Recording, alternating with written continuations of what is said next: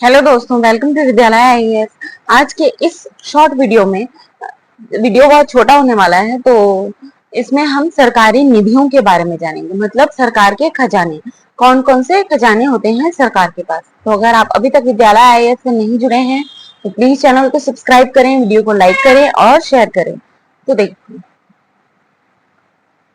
सरकारी निधियां तो मेन सरकार की 3 प्रकार की निधियां होती हैं। ठीक है, केंद्र सरकार के राजस्व तथा खर्चा आदि के लिए संविधान में 3 प्रकार की निधियों की चर्चा की गई है।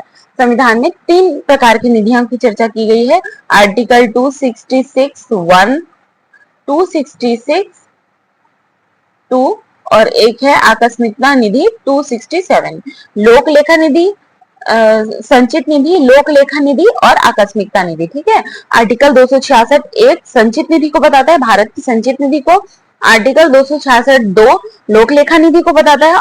वहीं पे आर्टिकल 267 ये भारत की आकस्मिकता निधि को बताता है। आइए हम तीनों के बारे में बारी बारी से पढ़ते हैं। तो भारत की संचित निधि, संचित निधि को हम कंसोलिडेटेड फंड ऑफ इंडिया भी कहते हैं। ठीक है, इसका उल्लेख क्या है, संविधान के आर्टिकल 266(1) में किया गया है। भारत सरकार से प्राप्त होने वाला सारा धन इसी में जाता है। भारत सरकार को प्राप्त होने वाला धन। अब भारत सरकार को कहां से धन प्राप्त होता है? जनता के द्वारा किए गए कर से या फिर उधार से। ठीक है, कर से प्राप्त राजस्व तथा ऋण उधार से प्राप्त होने वाला राजस्व इसी में जमा होता है। मतलब आप जो भी टैक्स भरते हैं या फिर जो भी जीएसटी भरते हैं वो कहाँ पे जमा होता है? भारत की संचित निधि या कंसोलिडेटेड फंड ऑफ इंडिया में। ठीक है, और इसी से जैसे जो बजट पास होता है, बजट के बाद मैंने आपको बताया था कि बजट विधेयक बनता है। ठीक है, फिर विनियोग विधेयक बनता है, फिर ये अधिनियम बनता है और फिर उससे संचित निधि से ही धन का विनियोग किया जाता है। ठीक है, तो विनियोग अधिनियम या अनुपूरक अनुदान। अनुपूरक अनुदान क्या होता है? अनुपूरक अनुदान जो जैसे गवर्नमेंट होती है ना, तो वो जब तक कि जैसे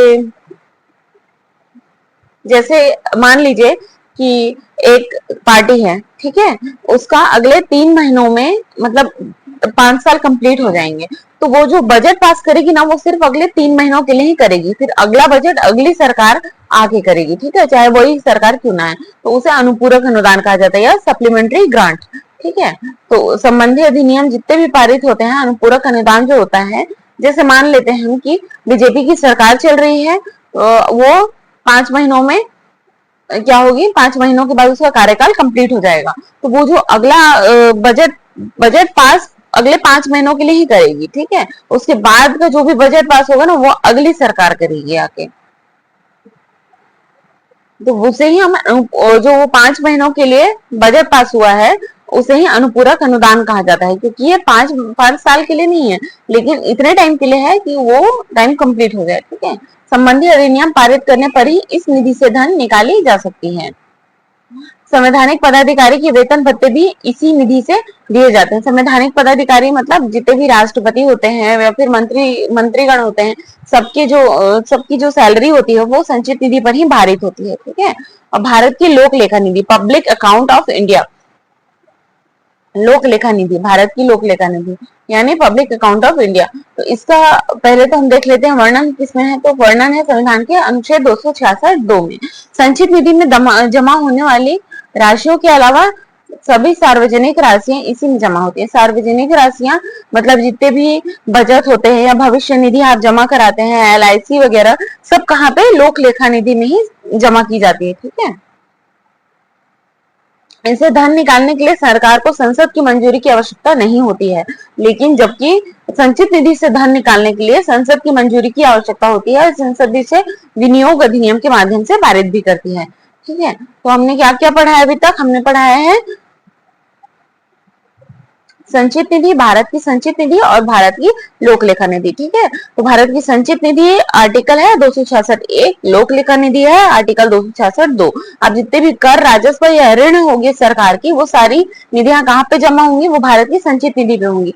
तो संचित निधि रिजर्व बैंक के पास रहती है। ठीक है, जितनी भी निधियां हैं, मतलब जितना भी सरकार का पैसा हो वो रिजर्व बैंक के पास ही रहता है, लेकिन आपको स्पेशली याद रखना है कि संचित निधि RBI के पास होती है। इससे धन निकालने के लिए सरकार को संसद की मंजूरी की आवश्यकता नहीं होती है। ठीक है। अब आते हैं आकस्मिकता निधियां, यानी कॉन्टीजेंसी फंड ऑफ इंडिया में। यह आर्टिकल 267 में बताया गया है इसका वर्णन। आकस्मिक जितने भी खर्चे हो जाते हैं, आकस्मिक खर्चे हो जाते हैं, जिससे कोई आपातकाल या फिर इमरजेंसी आ गई, तो उसमें जो जो खर्चे होंगे सरकार के, वो आकस्मिकता निधि से ही आएंगे। ठीक है। क्यों आकस्मिकता निधि से आएंगे? क्योंकि संचित निधि से पैसे निकालने के लिए एक प्रॉपर प्रोसीजर फॉलो करना पड़ा है। ठीक है। क्योंकि उसमें विनियोग अधिनियम के अलावा पैसे निकाले नहीं जा सकते। तो आकस्मिकता खर्चे के लिए यह निधि बनाई गई है।